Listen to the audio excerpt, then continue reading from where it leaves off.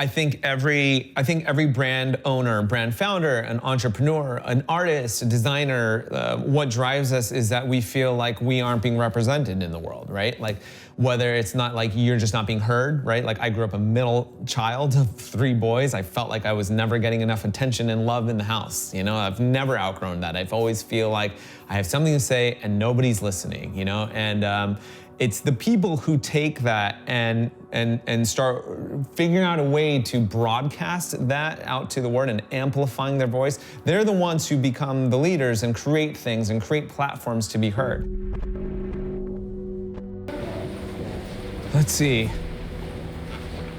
It's hard to define where to begin the story because the Hundreds as an entity started in 2003, but really it's a reflection and amalgamation of my entire life. You know, I fancied myself an artist, but I was never formally trained and I didn't really know how to get my art out there, but I knew that I had something to say. I had an opinion on things. You know, I wanted my creative work to be noticed in the world, but I couldn't get into a gallery or, you know, I couldn't get into a big magazine. So how's anyone ever going to take notice of what I have to say? Walk? Yeah. Let's walk.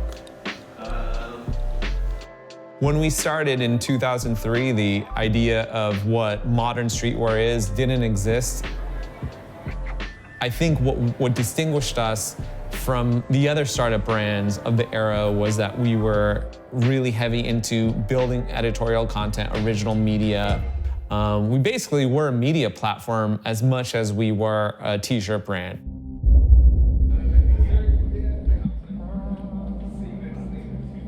Now working with PUMA has been like pretty spectacular. Oh my God, here we go. Just hanging out with the crew and like getting to know us on a very personal level. It's that Nuremberg air.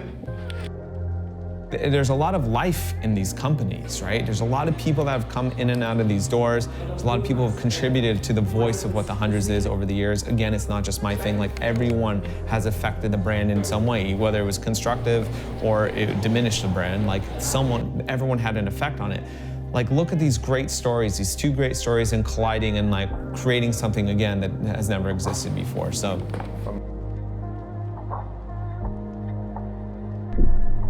The reason why streetwear is so vibrant in mainstream culture now is that it is rooted in a real sense of personal communication, culture, a community, and it's about people coming together around something that they're really passionate about in a really truthful way. And so I think that's why streetwear resonates so well and why it has worked and why also the Hundreds has worked.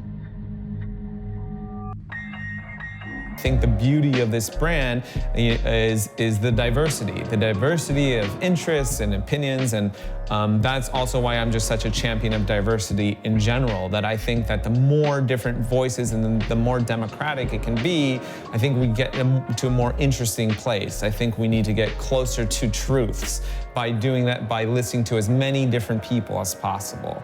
You know, and that's what this brand is. It's not just like only the things that Bobby is about and only what he believes. Like I walk into this office every day and I like to rebut and negotiate and argue with my designers over something that they see in a concept that I might not necessarily see. And I learn a little bit, I feel like they learn a little bit.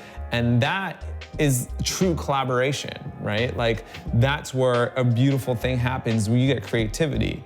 We do a lot of collaborations, right? Like we're doing this collaboration with PUMA, and I often get asked like, what is the point of collabs? Or why are you so hung up on collabs? Or like, when is the collab gonna die? Because it just seems like the market is so inundated with collaborations. You have to remember that all creativity begins with collaboration.